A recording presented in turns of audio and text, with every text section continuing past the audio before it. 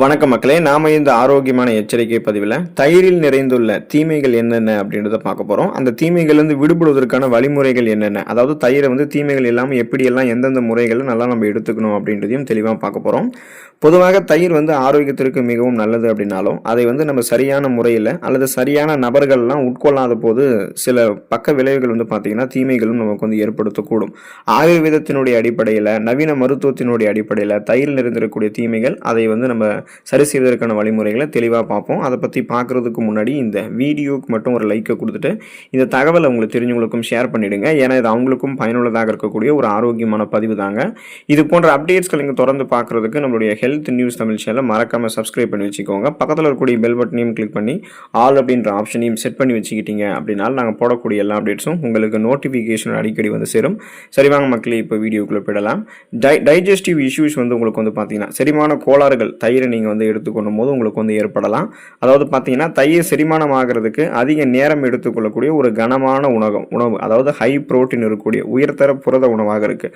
So இதனால் மந்தநிலை உங்களுக்கு ஏற்படலாம். யாருக்கு மந்தநிலை ஏற்படும்னா, பலவீனமான செரிமான அமைப்பு இருக்கிறவங்க, வீக்கான டைஜஸ்டிவ் அந்த ப்ராசஸ் இருக்கிறவங்களுக்கு பார்த்தீங்கன்னா அவங்களுக்கு இந்த மந்தநிலை இருக்கும். இல்லைனா இரவு நேரங்களில் நீங்கள் தயிர் சாப்பிட்றீங்க அப்படின்னா அந்த செரிமான மந்தநிலை, குறிப்பாக வயிற்று பொறுமல் இருக்கும், வாயு தொல்லை எல்லாம் உங்களுக்கு ஏற்படலாம். அப்போ தயிர் அப்படின்றது காலையில் நம்ம பார்த்தீங்கன்னா எடுத்துக்கலாம். அதாவது காலை உணவுக்கும் மதிய உணவுக்கும் இடைப்பட்ட நேரமான நண்பகலுக்கு முன்பான நேரங்களில் நம்ம தயிர் சாப்பிடலாம். மதிய டைமில் நம்ம எடுத்துக்கலாம். இரவு நேரங்களில் தயிர் எடுத்துக்கொள்ளக்கூடாது. உங்களுக்கு மலச்சிக்கல் இருக்கு அப்படின்னு வச்சிங்களேன், சிலருக்கு தயிர் அதிகமாக உட்கொள்ளும் போது அது குடல் இயக்கத்தை குறைச்சிட்டு கான்ஸ்டிபேஷன் அப்படின்னு சொல்லக்கூடிய மலச்சிக்கலையும் உண்டாக்கக்கூடும். ஸோ இந்த மாதிரி செரிமான கோளாறுகள் ஏற்படக்கூடாது அப்படின்னா இரவு நேரங்களில் நீங்கள் தயிர் சாப்பிடக்கூடாது. குறிப்பாக பகல் நேரங்களில் சாப்பிட்டாலுமே அளவுக்கு அதிகமாக சாப்பிடக்கூடாது அப்படின்னு தெரிஞ்சுக்கோங்க. ஒருவேளை நீங்கள் இதை அளவுக்கு அதிகமாக சாப்பிட்டீங்க, இரவு நேரங்களில் சாப்பிட்டீங்கன்னா தயிர் உங்களுக்கு தீமைகள் ஏற்படுத்தும் தெரிஞ்சுக்கோங்க. கபம் மற்றும் சளி தொல்லை உங்களுக்கு ஏற்படும். அதாவது ரெசிபிரேட்டரி ப்ராப்ளம்ஸ் உங்களுக்கு உண்டாகும். அதுக்கான காரணம் என்ன அப்படின்னா, ஆயுர்வேதத்தின் படி தயிர் உடலுக்கு குளிர்ச்சியை கொடுத்தாலுமே அது உடல்ல கபத்தை அதிகரிக்கக்கூடிய தன்மை கொண்டது தான். ஆஸ்துமா மற்றும் சைனஸ் தொடர்பான பிரச்சனைகளும் உங்களுக்கு ஒருவேளை ஏற்படுத்தலாம். ஸோ ஏற்கனவே ஆஸ்துமா, சைனஸ், சளி, இருமல் அல்லது வீசிங் போன்ற சுவாச பிரச்சனைகள் உங்களுக்கு இருக்கு அப்படின்னா நீங்க தயிர் சாப்பிட்டீங்கன்னா அது உடல்ல இருக்கக்கூடிய காற்று பாதைகள்ல அடைப்பை ஏற்படுத்தி சளி அப்படின்னு சொல்லக்கூடிய அந்த கோழையை இன்னும் உங்களுக்கு அதிகமாக்கும். இதனால உங்களுக்கு நிறைய சுவாசம் தொடர்பான தொந்தரவுகள் வர ஆரம்பிக்கும். ஸோ அதனால நீங்க தயிரை அளவோட தான் எடுத்துக்கணும். அளவுக்கு அதிகமாக எடுத்துக்கொள்ளக்கூடாதுன்றது ஞாபகம் வச்சுக்கோங்க.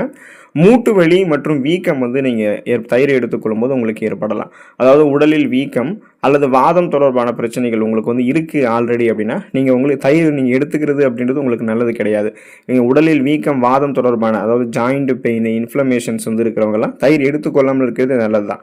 ஆர்த்ரைட்டிஸ் ப்ராப்ளம் எல்லாம் உங்களுக்கு வர ஆரம்பிக்கும். இப்போ தயிர் உடலில் புளிப்புத்தன்மையை அதிகரிக்கிறதால மூட்டுகளில் யூரிக் அமிலத்தினுடைய அளவை ஒருவேளை உயர்த்தக்கூடும். அதனால மூட்டு வலி, கீழ்வாதம் மற்றும் உடலில் இருக்கக்கூடிய வீக்கங்களை அதை அதிகப்படுத்துறதுக்கு இன்னும் வழிவகுக்கும். அதனால மூட்டு வலி மற்றும் வீக்கம் எல்லாம் உங்களுக்கு இருக்குன்னா நீங்கள் தயிர் எடுத்துக்கொள்ளாமல் இருக்கிறதா நல்லது. மூட்டு வலி மற்றும் வீக்கம் வரக்கூடாது அப்படின்னா நீங்கள் தயிர் அளவுக்கு அதிகமாக சாப்பிடக்கூடாது. அதையும் ஞாபகம் வச்சுக்கணும். ஒருவேளை நீங்கள் தயிர் அளவுக்கு அதிகமாக எடுத்துக்கொள்ளும் போது உடல் எடை அதிகரிப்பு உங்களுக்கு வரலாம். ஸோ வெயிட் கெயின் ஆகும், ஒபிசிட்டி ஏற்படும். தயிரில் நல்ல கொழுப்புகளும் புரதங்களும் அதிக அளவில் இருக்குது. இப்போ உடல் பருமன் அதனால் உங்களுக்கு ஏற்படலாம். இப்போ நீங்கள் உடல் எடையை குறைக்கிறதுக்கு நினைக்கிறீங்கன்னு சொல்லிட்டு டயட் பிளான் பண்ணுறீங்க, தயிரை எடுத்துக்கொண்டு பசியை கட்டுப்படுத்தி உடல் எடையை குறைச்சலாம்னு நினைக்கிறீங்க அப்படின்னாலும், அல்லது ஏற்கனவே உடல் பருமன் இருக்கிறவங்களாம் தினமும் அதிக அளவு முழு ஆடை தயிர்னு சொல்லுவாங்க, அதாவது ஃபுல் க்ரீம் யோகாட்னு சொல்லுவாங்க. இது நீங்கள் எடுத்துக்கிட்டிங்கன்னா உங்களுடைய உடல் எடை குறையாது, மேலும் மேலும் அதிகரிக்க செய்யும். அதையும் நீங்கள் ஞாபகம் வச்சுக்கணும். ஸோ உடல் எடை குறைக்கிறேன்ற மெத்தடில் போயிட்டு டயட் கண்ட்ரோல் பண்ணிக்கிறேன்னு சொல்லிட்டு தயிரெல்லாம் எடுத்துக்கொண்டு பசியை கட்டுப்படுத்தி வெயிட் லாஸ் பண்ணலாம்னு நினைக்காதீங்க. தயிர் புரதங்களும் ஆரோக்கியமான கொழுப்புகளும் அதிகமாக நிறைந்தது. இப்போ நீங்கள் அதிகமாக சாப்பிட்டுட்டீங்கன்னா வெயிட் உங்களுக்கு அதிகமாகிடும். ஒபிசிட்டி ப்ராப்ளம் வரதான் செய்யும். அதையும் நீங்கள் ஞாபகம் வச்சுக்கணும். தோல் தொடர்பான நோய்கள் தயிரை நீங்கள் எடுத்துக்கொள்ளும் போது உங்களுக்கு ஏற்படலாம். ஸ்கின் டிசீஸ் வர ஆரம்பிக்கும். தயிரினுடைய புளிப்பு மற்றும் வெப்ப வீரிய தன்மை ரத்தத்தை பார்த்தீங்கன்னா அசுத்தப்படுத்துறதுக்கு வாய்ப்புகள் இருக்குது. ஸோ இந்த மாதிரி அந்த ரத்தத்தை அசுத்தப்படுத்தும் போது தோல் தொடர்பான நோய்களை ஏற்படுத்தும். ஃபார் எக்ஸாம்பிள் பருக்கள் மற்றும் அலர்ஜி அப்படின்னு சொல்லக்கூடிய இந்த ஒவ்வாமை எல்லாம் வர ஆரம்பிக்கும். சொரியாசிஸ், அரிப்பு, தடிப்பு அப்படின்னு சொல்லக்கூடிய இந்த எக்ஸிமா போன்ற தோல் நோய்கள் உள்ளவர்கள்லாம் தயிரை சாப்பிடாம தவிர்க்கிறது நல்லது. அதிகப்படியான தயிர் நீங்கள் சாப்பிட்டீங்கன்னா முகப்பொருட்கள் உங்களுக்கு உங்களுக்கு வருவதற்கு அது வந்து வழிவகுக்கும். நிறைய தோல் தொடர்பான பிரச்சனைகளை வந்து உண்டு பண்ணுறதுக்கும் பாசிபிலிட்டி அதிகமாக இருக்குது. ஸோ தோல் நோய்கள் இருக்கிறவங்களாம் தயிரை வந்து எடுத்துக்கொள்ளாமல் இருக்கிறது நல்லதுன்றது நீங்கள் தெரிஞ்சுக்கோங்க. ஸோ இந்த மாதிரி தயிரால் நிறைய பக்க விளைவுகள் ஏற்படுதுன்னா அதுலேருந்து விடுபடுவதற்கான வழிமுறைகளையும் நீங்கள் கடைபிடிக்கணும். அப்போ செரிமான கோளாறுகள் ஏற்படுதுன்னா அந்த செரிமான கோளாறுகள்லேருந்து விடுபடுவதற்கு நீங்கள் மோர் வந்து எடுத்துக்கலாம். பட்டர் மில்க் வந்து நீங்கள் குடிக்கலாம். தயிராக சாப்பிடுவதை விட அதில் தாராளமாக நீங்கள் தண்ணீர் ஊற்றி நல்லா கடைஞ்சி மோராக மாற்றி குடிக்கலாம். மோர் வந்து செரிமானத்திற்கு மிகவும் நல்லது. உடலுக்கு குளிர்ச்சி கொடுக்கும். செரிமான மண்டலத்தையே அது உங்களுக்கு வந்து குளிர்ச்சியாக வைத்துக்கொள்ளும். செரிமான பொருட்கள் வந்து நீங்கள் சேர்க்கணும். தயிர் அல்லது மோரில் கொஞ்சமாக சீரகப்பொடி, சுக்கு பொடி, பெருங்காயம் மற்றும் கருவேப்பிலை எல்லாம் சேர்த்து நீங்கள் உட்கொண்டீங்கன்னா செரிமான மந்தநிலை மற்றும் வாயு தொல்லை இதுமாரி உங்களுக்கு எதுவுமே ஏற்படாது. இப்போ பார்த்தீங்கன்னா நீங்கள் பகலில் உட்கொள்ளணும் தயிரை. முன்னாடியே சொன்ன மாதிரி தயிரை எப்போதுமே செரிமானத்திற்கு அதிகமாக இருக்கக்கூடிய அந்த மதிய வேலையில் மட்டும்தான் நீங்கள் வந்து சாப்பிடணும். குறிப்பாக வந்து காலை உணவுக்கும் மதிய உணவுக்கும் இடைப்பட்ட நேரமான நண்பகலுக்கு முன்பான நேரங்களில் அந்த பிரேக்கிங் ஹவர்ஸில் வந்து நீங்கள் எடுத்துக்கொள்ளலாம். கபம் மற்றும் சளி தொல்லை இருக்குன்னா அதை வந்து நீங்கள் தவிர்க்கிறதுக்கு மிளகு மற்றும் தேன் சேர்த்து தயிரை எடுத்துக்கலாம். சளி மற்றும் சைனஸ் தொந்தரவு இருக்கிறவங்க தயிர் சாப்பிட விரும்புனீங்கன்னா அதில் வந்து பார்த்தீங்கன்னா ஒரு சிட்டிகை மிளகுத்தூள் அல்லது சிறிதளவு தேன் கலந்து சாப்பிடலாம். இது வந்து கபத்தை வந்து உங்களுக்கு சேர்க்காது, அதை வந்து நீக்கிவிடும். இப்போ குளிர்சாதன பெட்டி வந்து நீங்கள் தவிர்க்கணும். ஃப்ரிட்ஜில் வந்து வைத்த குளிர்ந்த தயிரை வந்து நீங்கள் நேரடியாக சாப்பிடக்கூடாது. எப்போதுமே வந்து ரூம் டெம்பரேச்சர் அறை வெப்பநிலையில் இருக்கக்கூடிய புளிக்காத தயிரை தான் நீங்கள் வந்து எடுத்துக்கொள்ளணும். இப்போ தயிர் வந்து புளிக்குதுன்னா அதை வந்து நீங்கள் எடுத்துக்கிட்டிங்கன்னா அது உங்களுக்கு பிரச்சனை தான் ஏற்படுத்தும். தயிரை வாங்கின உடனே ஃப்ரெஷ்ஷாக அதை நீங்கள் உடனே குடிச்சிருங்க. அது கூட ஏதாவது சேர்க்கணும்னா சர்க்கரை சேர்த்து நீங்கள் எடுத்துக்கலாம். வேறு எதையுமே நீங்கள் தயிர் கூட வந்து கலக்கணும் அப்படின்றது அவசியம் கிடையாது.